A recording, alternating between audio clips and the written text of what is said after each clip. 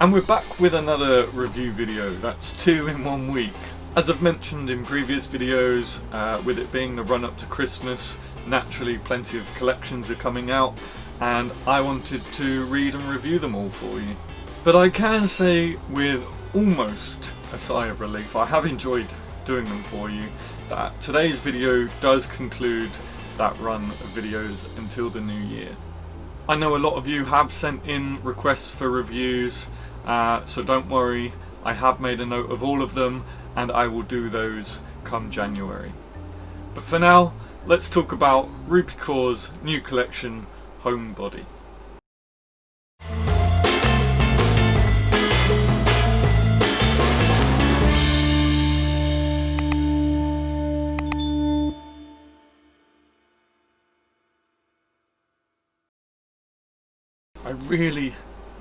I really don't have much room in the shed anymore since putting this armchair in. I'm sitting very awkwardly on the armrest. But anyway, to start with, the best way I can describe this collection is conflicted.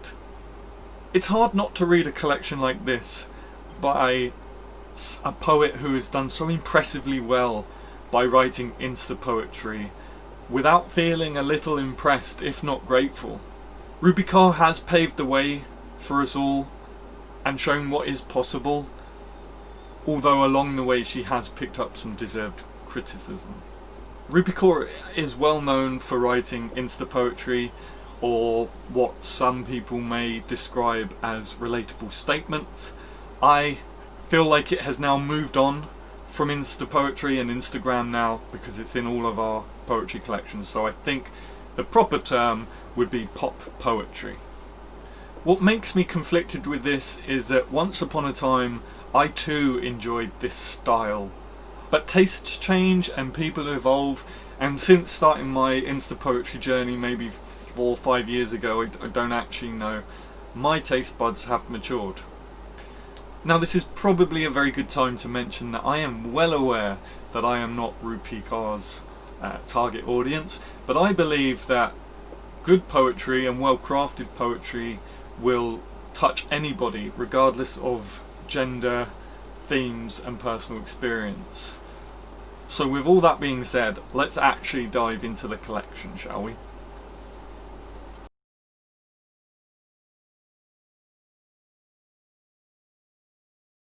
As always, I will start with the cover. It is published by Simon & Schuster again. I feel like this is going to become a very love-hate relationship I have with them. For now though, I do still love them. The cover is a very weird texture. I've never felt it before. And I do wonder if this is some sort of eco-friendly cover.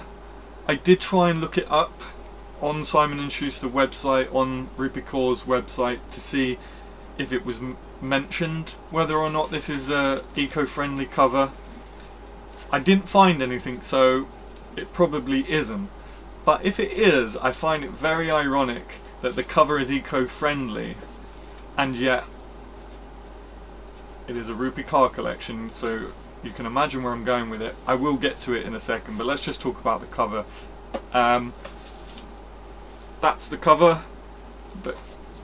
and then the blurb reads, "After feeling disconnected for so long, my mind and body are finally coming back to each other." Homebody. In terms of the formatting inside, it is your typical nice neat font, which again is not a bad thing.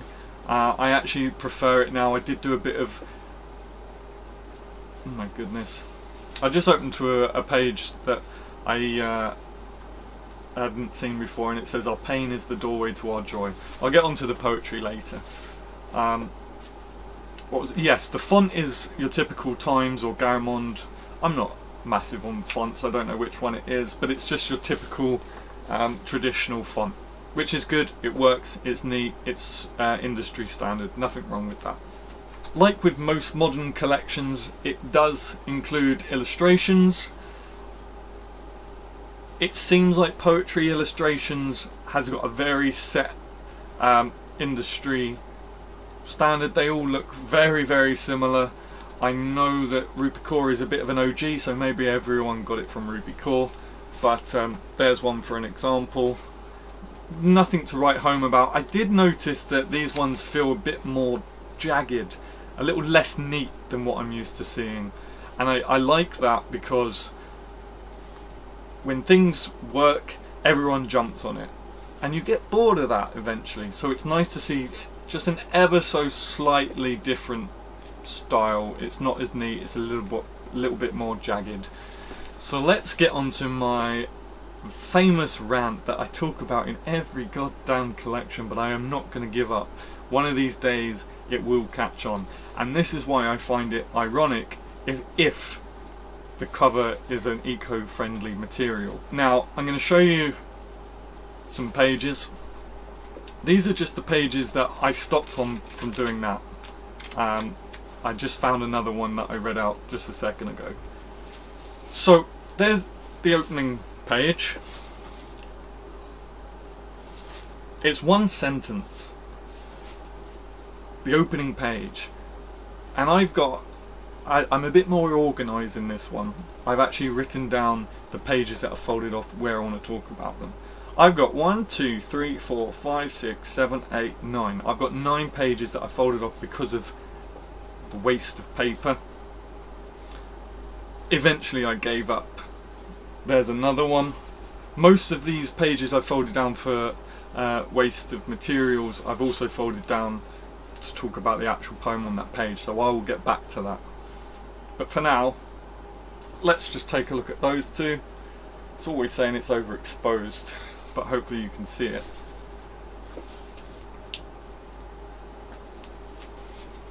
Look at this. 2 lines. 2 lines for a whole page. Another one. 2 lines. Oh, we got 3 lines on this one, folks. Let's not push the boat out. I'm such a sarcastic bastard. We're back to 2 lines now. 2 lines again. We've actually only got 1 line here. Now, I know I keep going on about this, but materials and being eco-friendly in the environment is something I feel strongly about, which you've probably guessed by now. And it really peeves me off, and I will keep fighting until something is done about this. It's not acceptable. I'm sorry, it's not acceptable, and it shouldn't be industry standard. So, with the formatting out of the way, let's talk about the poetry itself. Most of these pages are going to recycle from what I've just shown you, because naturally. The thing about Rupi Kaur's poetry style, and I've got Milk and Honey, but I haven't opened it yet. So this is the first time I'm actually sifting through her collections. It leaves a lot to be desired.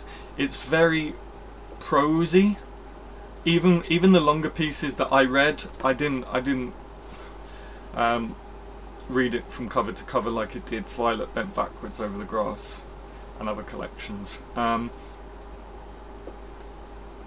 I kind of just went in and out where I felt might be worth stopping. So you'll have to forgive me if you've read this book and I've missed a very good poem, in which case please leave it in the comments down below, because I really want something positive to say. I was struggling.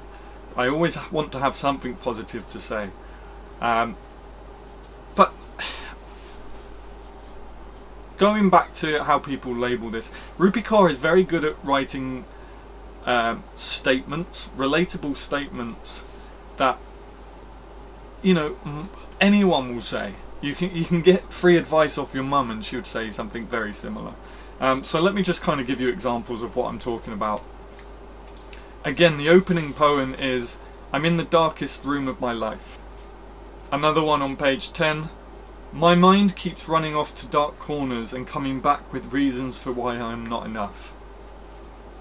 On the other page, "Depression is silent, you never hear it coming, and suddenly it's the loudest voice in your head." Now, as a sufferer myself, this doesn't do anything for me. It just makes me nod and go, yeah, that's true. It doesn't make me go, oh wow, yeah, me too. How profound. You know? Another poem. I have never known anything more quietly loud than anxiety. Another. You're lonely, but you're not alone.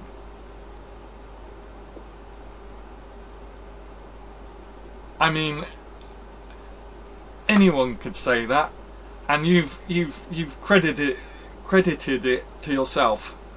Literally anyone in the world would say that if you're saying, oh, I'm feeling a bit lonely. 9 times out of 10, someone's going to turn around and probably say, you're lonely, but you're not alone. And then there's like a little, I don't know if this is supposed to be the title of the poem. Sometimes on some pages, there's a little profound remark saying there is a difference. You're lonely, but you're not alone. There is a difference.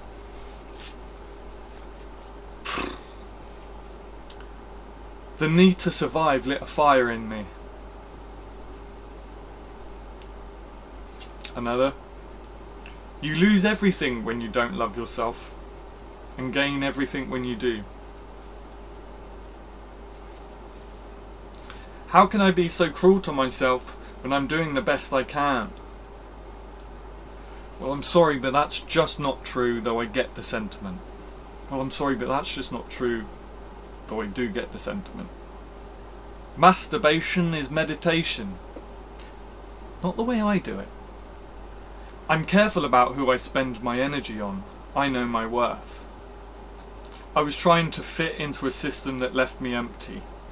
Make it a point to love yourself as fiercely as you do other people. Now, granted, I didn't really give those readings much effort because they're just statements, and I will leave it there. I could go on and on and on, and I already read out quite a few. I mean, that's 1, 2, 3, 4, 5, 6, 7, 8, 9, 10, 11, 12, 13, 14, 15 pages I read out. And I paid £13 for that. Something else worth mentioning is Rupi Kaur's style of not using any punctuation. The problem with not using punctuation, and I know it's a stylistic choice, and many people do it to seem edgy and down with it ever since Bukowski made it popular. But the issue is that if you're writing in a prosaic way, without using any obvious meter, your brain is going to automatically try and find the rhythm and the flow, and you'll end up stumbling over your words. You don't know when sentences start and finish, and that's why if you're not using punctuation, you need to find a meter and a rhythm so that you can encourage your reader's brain and kind of lead them down the road that you want to lead them down. I'm going on such a tangent, but hopefully I've explained that. Basically, punctuation exists for a reason, and if you're going to ignore that, you have to substitute it to make it easier for your readers. Lastly, there's no titles in this collection. There are some collections, like swimming lessons, where you really notice the lack of titles, and titling your poems would have gone a long way. But for some reason in this collection, I didn't miss them at all. So whether that's a good point or a bad point, I don't know. Really, you should be titling your collection. Really, you should be titling your poems. Perhaps someone can give me their opinion on why I didn't miss the titles in the comments down below. I wonder if it's because these don't feel like poems at all to me. That's the only sort of rational explanation that I can come up with for now. There are many ingredients I feel are missing in this poetry, so not having titles, I don't know if it's a good point or a bad, but regardless, I didn't miss them, I didn't notice it. Now, I really do try to be fair. I don't like reading bad poetry. I was in such a buzz when I read Violet. I wish every review video could be like that. However, I do try to find good where I can. So I'm going to read 2 poems that I kind of was like, yeah, alright, okay. I can't tell you what they're called though because there's no titles. So this is on page 65. I'm afraid I won't find the one who sees me and rushes to breathe me in. I have a fear of seeming too desperate. I'm scared I will be cheated on with a woman more brilliant, more striking, more of me in every way. Terrified this will confirm what I know already this is why you have punctuation. That I am not enough for someone to stay. Where is the burning match that will set me on fire? What if I've already walked by the one, on a street corner? What if I've already been with them and ruined it? Who will love me enough to spend their energy getting close to someone so inconsistent? What if the one I want is someone who touches me and leaves, and the one who doesn't leave is someone I can't stand touching me? Will it always be bad timing? Will I ever be sure? Will I settle? Will I be on my own forever? I mean, I like it. I like what she's saying. But that does just go to prove the point why you need punctuation in your poems. So, to finish, I'm just going to read one more. If I can find it. If I can find it. Okay. Give me laugh lines and wrinkles. I want proof of the jokes we shared. Engrave the lines into my face like the roots of a tree that grow deeper with each passing year. I want sunspots as souvenirs for the beaches we laid on. I want to look like I was never afraid to let the world take me by the hand and show me what it's made of. I want to leave this place knowing I did something with my body other than trying to make it look perfect. And I like that. That's probably the best poem I came across in here. So that's it. That's all I have to say on Homebody. Thankfully, everyone knows what they're getting in a Rupi Kaur collection by now, and that in itself is a testament to showing how well she's done and how accomplished she is now. Of course, this kind of poetry appeals to a mass audience, which is obvious because of how well she's done. I don't want to throw this out. I feel like this does have something to offer, though I can't quite pin down what that is yet.